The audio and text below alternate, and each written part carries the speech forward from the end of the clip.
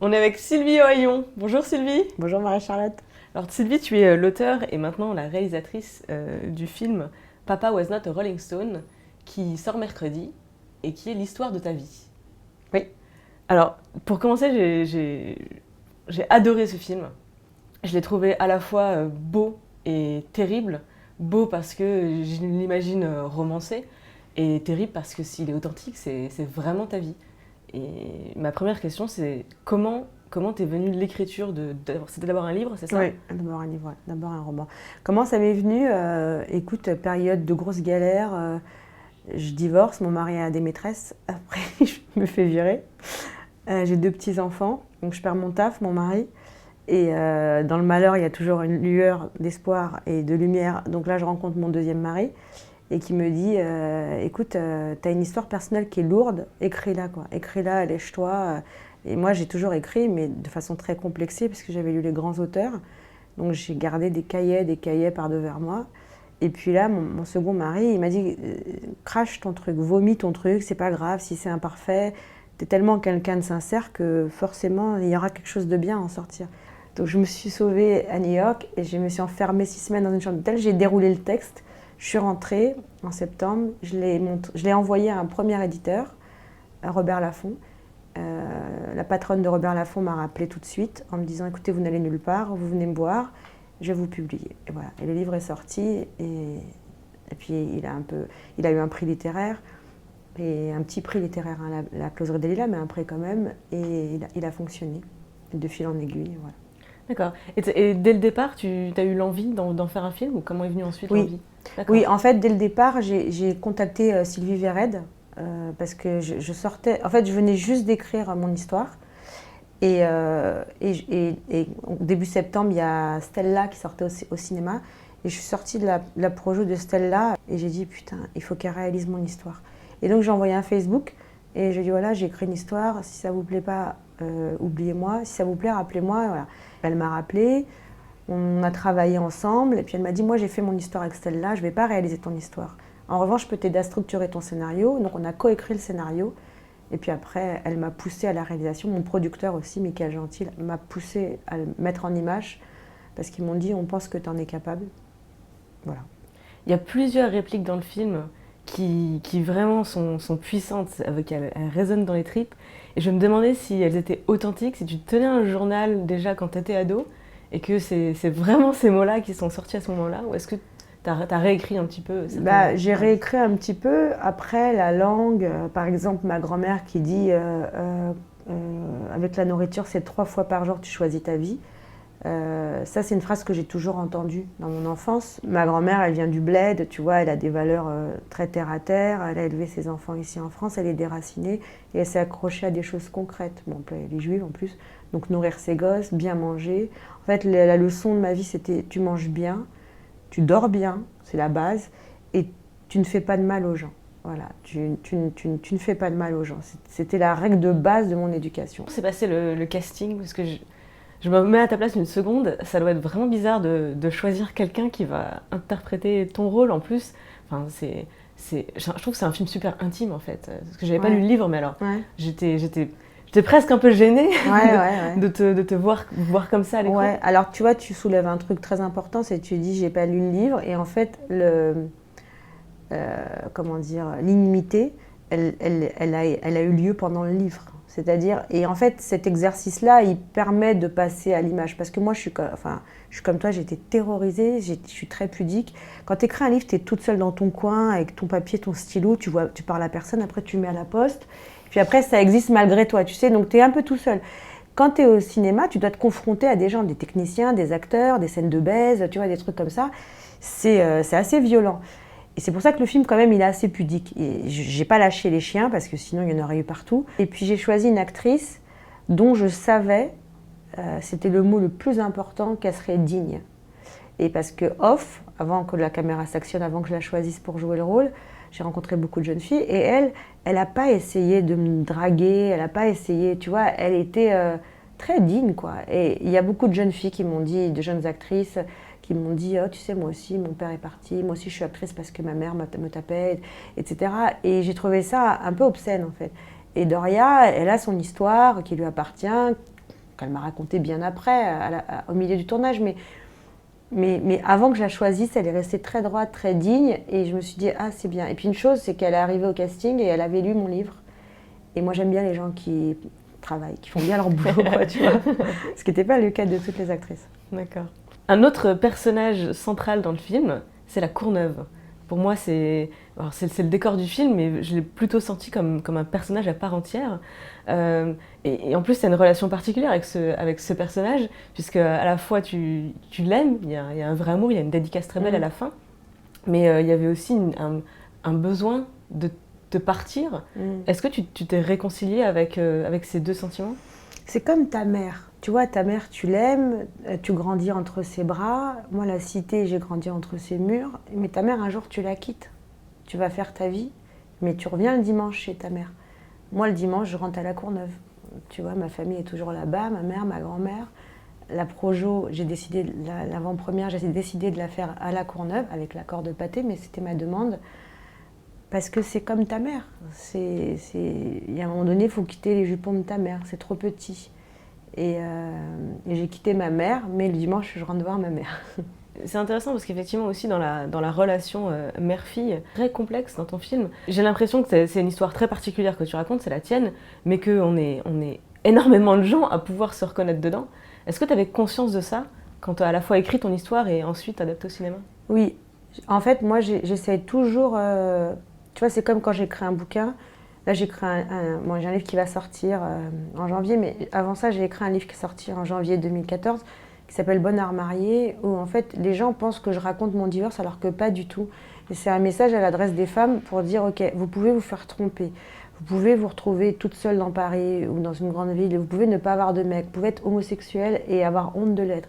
Vous pouvez avoir toutes ces douleurs d'amour à porter, mais moi, je vais vous montrer l'histoire d'un parcours où on peut s'en sortir en étant soi-même. Et le film, c'était ça. Le film, c'est de dire aux gosses de ce pays, mais c'est à mon petit niveau, tu vois, j'ai pas d'ambition politique, mais c'est pas juste, t'es dans une cité, dans un contexte familial difficile, et tu fais des études et t'arrives à Paris et tu t'embourgeoises. C'est pas ça le sujet. Le sujet, c'est t'es dans un monde, t'es assigné à résidence, et quelle force tu trouves, tu puises en toi pour faire le chemin. Et c'est... Je veux pas être un exemple, parce que des cas comme moi, il y en a plein. Je veux juste rappeler aux petits, aux jeunes, quel que soit votre rêve. Moi, j'ai une belle-fille, par exemple, elle veut être chanteuse. Tu vois, elle veut être chanteuse, et elle me dit, j'ai une mauvaise voix. Et je dis, ne laisse jamais personne te dire que tu as une mauvaise voix. Accroche-toi à ça, travaille, et si tu veux être chanteuse, tu seras chanteuse. Même si tu es chanteuse dans les bars ou dans les cabarets, mais l'idée, c'est de pouvoir gagner sa vie en faisant ce qu'on a envie de faire. Et c'est ça que j'essaye de dire dans mon film. Tu dis, ne laisse personne te dire que... en gros, ne laisse personne te poser des limites. Et effectivement, la banlieue, c'est un milieu qui est souvent caricaturé dans les médias et également dans les œuvres de fiction. Et il y a aussi une dimension où les gens ont intériorisé des limites à force de les voir porter à l'écran, etc. Est-ce que tu avais la volonté de montrer à tous les banlieusards que c'est eux-mêmes qui se posent ces limites? Moi, je suis très attachée à ma ville, comme tu l'as compris. Quand j'ai vu un président à la télé dire « on va passer la cité au Karcher », ça m'a heurtée, quoi. C'est-à-dire, il n'aurait jamais dit du 7e arrondissement ou je te dis de la gare du Nord avec tous les toxicos qui traînent, on va passer la gare du Nord au Karcher. Je veux dire, c'est pas... Le Karcher, ça ne fait aucune différence. Ça retire tout, le bien, le mauvais, c'est le bébé avec l'eau du bain. Et mon film, il dit aussi aux gens de banlieue, réappropriez-vous votre vie, votre contexte. Il y a des mauvaises choses en banlieue. C'est terrible de grandir en banlieue. Les perspectives, elles sont bouchées. Mais il y a des trucs de ouf quand même. Le milieu associatif, il s'est vachement développé.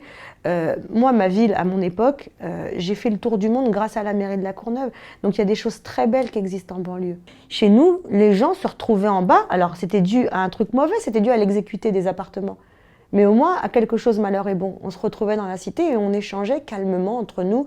Il y avait des vrais trucs d'amitié. Aujourd'hui, à Paris, par exemple, les gens, soit ils vont dans les cafés pour se retrouver, donc la promiscuité, pour le coup, elle est grande, mais il n'y a pas vraiment d'espace public où les gens peuvent se retrouver comme au village, quoi. Et moi, je dis dans mon livre, et je dis, La Courneuve, c'est un village, tu vois, avec ce que ça a de mauvais, les querelles de clocher, et ce que ça a de bon, c'est la solidarité entre les gens. Donc si je peux apporter un autre éclairage sur la banlieue, ça me plaît bien. Maintenant, la banlieue, c'est pas tout rose, quoi. La banlieue, comme je dis, le but, c'est quand même d'en sortir parce que les immeubles sont moches, les appartements sont rikiki et puis on est collés, entassés les uns sur les autres. C'est pas normal d'entasser les gens comme ça les uns sur les autres. On est un peu oubliés. Moi, ma mère, tu vois, j'y vais le dimanche, les poubelles, elles passent pas du jeudi au lundi. Donc t'imagines quand on arrive le dimanche, il y a des rats partout. Voilà, il y a des problèmes. Mais, alors c'est un peu moins vrai aujourd'hui, mais à l'époque, il y avait quand même, j'ai eu une enfance, comme je dis, j'étais plus à l'aise à l'extérieur que chez moi, quoi. C'est super. Alors tu dis que ton film n'est pas politique, mais il y a une phrase en voix off qui moi personnellement m'a marqué comme étant politique. C'est après ton rendez-vous chez la conseillère d'orientation. Et en voix off, on entend on m'a jamais parlé des classes préparatoires, pourtant j'aurais adoré. Ça, c'est un reproche quand même. Oui, et c'est marrant parce que je lisais samedi dans l'EL l'interview de Najat Vallaud-Belkacem qui racontait exactement la même chose, où il y a un prof qui lui a dit au Sciences Po, rêve pas cocotte, pour toi c'est pas possible. Voilà. Et ça, je pense que ça a été aussi aidé par les médias, par la stigmatisation qui est faite des médias de la banlieue. La conseillère d'orientation n'était pas méchante, juste elle s'est dit, rêve pas trop haut, quoi. Rêve pas trop, t'es banlieusard, il y a la sectorisation, t'as une université à Saint-Denis qui s'appelle Paris 8, ce sera très bien pour toi, et tu vas rester dans ton 93 bien calmement. C'est un pays, la France, où si t'as décidé de passer les barrières, on te donne quand même des clés. Moi, j'étais boursière, j'ai fait des études universitaires, alors oui, j'ai pas fait les grandes écoles. D'ailleurs, peut-être que j'aurais raté les concours, j'en sais rien, mais je suis allée très loin à l'université, j'étais boursière, et ça, mais je t'assure, il y a plein de pays dans le monde où c'est pas possible. Ou alors tes parents doivent s'endetter jusqu'à la fin de la mort de leurs petits-enfants. Mais ici, c'est possible. Factuellement, c'est possible.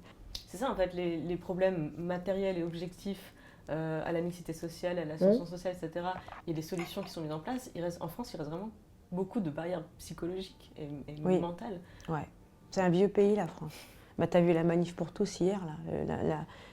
Combat d'arrière-garde, t'as envie de dire, vous êtes ridicule, rentrez chez vous, c'est dimanche, allez manger un rôti, je vais arrêter de faire chier le monde, ça finira par arriver, tu sais, c'est comme ça. C'est comme il y a pas si longtemps, on disait, mon Dieu, un noir et une blanche, c'est horrible, enfin tu vois, on en faisait des films avec Sidney Poitier, devine qui vient dîner ce soir, c'est un combat d'arrière-garde, et les mecs, moi je sais parce qu'ils sont passés par chez moi, et je les vois dans la rue, avec leurs gosses et leurs poussettes, mais quel monde, quel modèle vous offrez à vos enfants? J'avais envie de leur dire, rentrez chez vous, vous êtes ridicules. C'est pas grave, les enfants, ils auront 2 papas, 2 mamans. Et ben c'est comme ça, la société à l'avance, ils auront de l'amour, c'est ça qui compte. Alors, on va pas raconter le film, parce que pour tous ceux qui n'auront pas lu le livre, on va laisser le suspense, mais j'ai vraiment une question. Est-ce que tout est vrai ? Dans le livre ou dans le film ? Dans le film. Oui. Ok. Alors, voilà. Pour toutes celles qui nous regardent... Tu parles du début ? Tu parles de la première scène ? Je parle de tout. D'accord. Il y a plusieurs moments dans le film où après je me suis dit, genre... Vraiment, est-ce que ça s'est vraiment passé comme ça ? Non, en fait, le film est très édulcoré par rapport à la réalité, pour de vrai. Et tu sais, on dit souvent que la réalité, elle dépasse la fiction, mais la réalité, elle est bien plus fleurie, bien plus vaste, bien plus romanesque que le film. Et quand on a écrit le scénar, avec Sylvie, donc elle me disait, raconte des anecdotes. Elle me dit, putain, mais ça, on peut pas le mettre dans un scénar. Personne va y croire. J'ai dit, mais c'est vrai. Et c'est d'autant plus vrai que, par exemple, on a fait le journal de France 2, Élise Lucet, là, samedi. La journaliste est venue interviewer ma mère. Donc, on a enregistré ça jeudi. Et la première chose, la journaliste dit, est-ce que vous étiez vraiment vierge et enceinte ? Et ma mère a dit oui. Et elle dit, mais maintenant, je ne vous parle pas de votre virginité, vous, donc vous n'avez pas parlé de ça. Tu vois, vous n'avez pas parlé de ça au JT. Mais voilà, c'est vrai. Est-ce que tu te souviens, dans ta jeunesse, à quel moment tu as eu cette prise de conscience qui t'a fait te dire, en fait, j'ai pas envie de suivre le schéma dans lequel je suis et je vais faire autre chose pour ma vie ? En fait, moi, c'était pas très compliqué, c'est-à-dire que moi, on avait prévu pour moi que je finisse sur un tapin, si tu veux. Donc, j'étais danseuse en plus, donc... Et j'ai voulu donner tort, en fait, à cette personne qui me disait ces choses-là. Et donc je me suis construite en contre aussi. Mais au-delà de ça, j'ai un désir farouche de liberté, parce que moi, je suis une enfant à qui on a dit « tais-toi ». On a dit « tais-toi ». Donc là, t'as pas de père, ne te plains pas. On va te donner un père, tu l'appelleras papa. On a décidé pour moi. Et moi, j'étais très vive, tu vois. Je comprenais le monde autour. J'étais une petite fille assez vive. Et je me suis dit, mais ça va pas la tête. Personne n'a le droit de décider pour moi, quoi. Et donc, j'ai dit, moi, j'avais un amour démesuré pour la littérature et la langue française. et la France en général. Et j'ai dit, voilà, c'est ça que je veux faire, d'une façon ou d'une autre. Et j'ai choisi ma vie, parce que de toute façon, ce qu'on avait prévu pour moi, c'était soit le grand rien, soit tapin ou pauvre fille. Donc voilà, donc j'ai voulu donner tort aux gens qui m'avaient mal jugé. Et je me suis dit, très bien, eh ben, je vais me faire la vie. Puis je dis cette phrase dans le film, mais c'est vraiment mon mantra. D'ailleurs, elle est en exergue de mon livre. C'est « une bonne vie, c'est ta meilleure revanche ». C'est-à-dire quand les gens veulent t'écraser la gueule, ne laisse personne t'interdire, t'empêcher d'accéder à ton envie. Même pas ton rêve, mais ton désir. Il y aura des choses difficiles. C'est comme j'ai parlé avec des banlieusards, j'ai fait des débats. Ils disent, ouais, mais nous, dans notre CV, moi j'ai bac+6, et dans mon CV, quand ils voient marqué Mamadou habitant Aubervilliers, je suis tricard. Je dis, ouais, tu vas être tricard 1 fois, 2 fois, 3 fois, 4 fois, mais insiste. Il y a forcément, il n'y a pas que des gens pourris. Il y a la moitié de gens bien, la moitié de gens pourris. Donc insiste, statistiquement, tu devrais tomber sur une personne bien qui va dire « Ah putain, il est diplômé ». Et même si on te fait avaler des couleuvres, qu'on t'engage juste pour servir des cafés, un pied après l'autre. Il faut juste se donner les moyens. Et pour ça, je pense qu'il y a un vrai sujet, c'est faut prendre confiance en soi. C'est ça le plus dur. C'est trouver en soi la ressource qui fait qu'on peut s'adonner à son rêve. Et pour ça, c'est pour ça aussi que je dédie mon film aux enfants de la République. Encore une fois, je pense que les structures étatiques, elles peuvent aider à ça. Je veux dire, dans ce pays, il y a énormément de choses qui sont mises en place. C'est chaotique, la France, c'est bordélique, on a un problème d'organisation, mais manifeste. Mais ça existe. Et que si on veut se donner les moyens, on peut y arriver. Il faut chercher en soi la ressource. Il faut se faire confiance. Eh bien, merci beaucoup, Sylvie. Merci, ma chérie. Vraiment, allez tous voir Papa Was Not a Rolling Stone. Qui allez tous voir Papa Was Not a Rolling Stone. Le film est superbe. Et merci beaucoup pour cet entretien. Merci. C'est un sticker ? C'est un sticker. Alors, attends. J'ai des mauvais yeux, je vais essayer de le décoller.